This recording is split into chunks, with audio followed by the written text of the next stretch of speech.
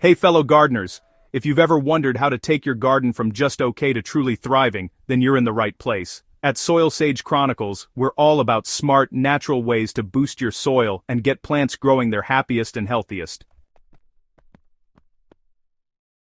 Today I'm sharing a little secret from the world of carbon farming, a practice that can transform your garden by literally burying carbon to supercharge plant growth. And don't worry, I'll guide you step by step, with exact ratios and practical advice, so you can start seeing results in your own backyard.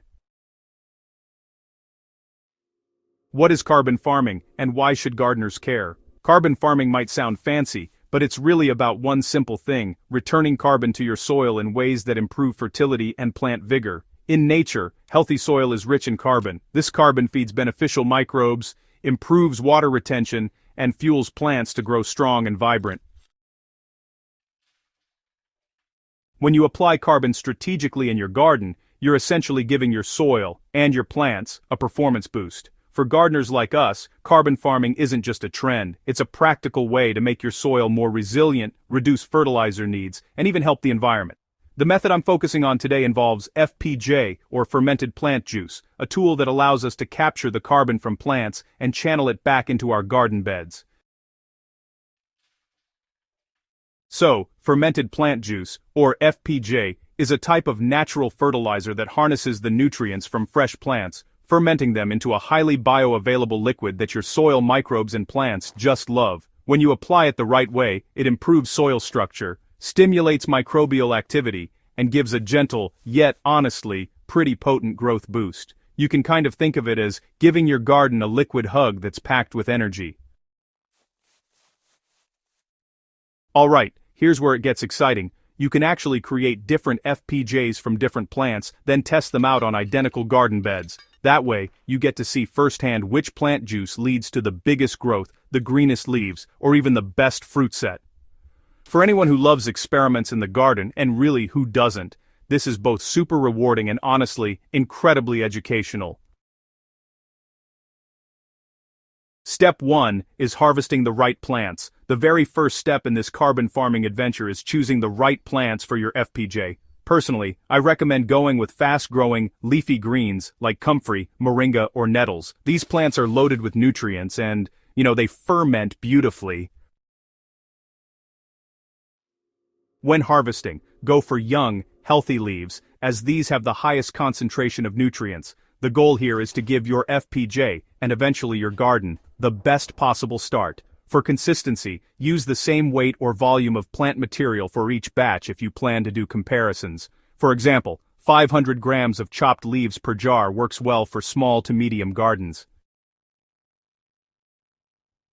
Step 2. Preparing and fermenting your FPJ. Once you've got your fresh leaves, chop them finely. This increases the surface area and helps fermentation happen faster. The next step is adding a sugar source. Brown sugar, molasses, or jaggery works perfectly.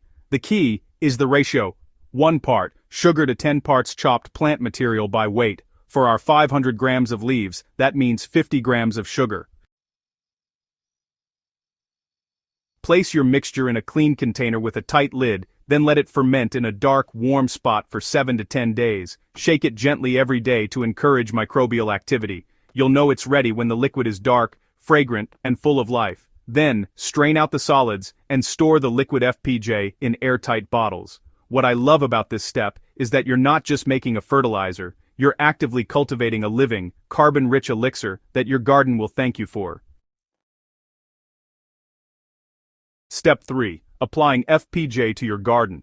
Here's where the magic happens. FPJ can be applied either directly to the soil or as a foliar feed, but for carbon boosting, soil application is really key. The amount you use depends on your garden size. For small plots around 5 square meters, 50 milliliters of FPJ per plant, diluted in 1 liter of water, works wonderfully. Medium gardens around 20 square meters can use 200 milliliters per plant, diluted in 4 liters of water, and large gardens of 100 square meters or more can go with 1 liter per plant, diluted in 20 liters of water. Water the soil around the base of each plant. Avoid oversaturating the leaves unless you want to do a foliar feed. Repeat this every 7 to 10 days for a consistent boost. Over time, you'll notice your plants responding with greener leaves, faster growth and better fruit or flower production. Step 4. Observing and comparing results. If you're like me, you'll want to track exactly how your plants respond. Try using 2 different FPJs on identical plants to see which produces the best results. Measure growth, note leaf color, and track fruit development. Keep other variables, like sunlight, water, and soil quality, consistent to ensure your observations are accurate. This part is both fun and, honestly, incredibly informative. After a few weeks, you'll likely notice that certain plant-based FPJs outperform others, giving you some really helpful insights into what your garden truly loves. Over time, this practice actually allows you to fine-tune your carbon farming approach for maximum results. To get the most out of your carbon-boosted garden, just make sure to integrate FPJ applications with other soil-building practices. Incorporate treated plant material into your compost for an additional nutrient-rich boost. Use cover crops and crop rotation to maintain healthy carbon levels in your soil. Oh, and definitely avoid chemical fertilizers, which can disrupt the beneficial microbes you've worked so hard to cultivate. One pro tip I've learned: combine FPJ with other organic fertilizers, like worm castings or compost tea. This synergistic approach really accelerates growth and ensures your soil remains rich, alive, and resilient season after season. So, why all this effort? Simply put, burying carbon in your garden is like giving your soil a supercharged battery. The microbes thrive, plants grow more vigorously, and the soil itself becomes more fertile and resilient. The beauty of FPJ and carbon farming is that it's a sustainable practice, benefiting your garden today while improving soil health for years to come.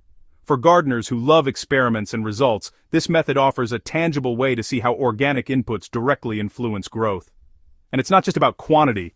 Plants treated with carbon-rich FPJ tend to develop stronger roots, greener foliage, and healthier fruit, making your garden a real joy to cultivate.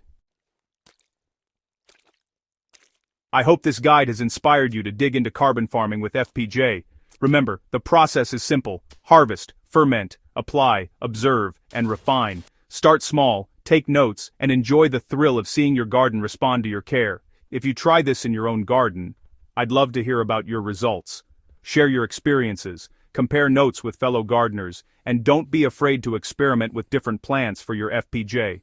For more tips, tutorials, and practical gardening hacks, make sure to subscribe to Soil Sage Chronicles and share this guide with friends who love growing their own food. Together, we can build gardens that are not just productive, but thriving ecosystems powered by the magic of carbon. Remember, a garden rich in carbon is a garden full of life, color, and abundance. Happy gardening!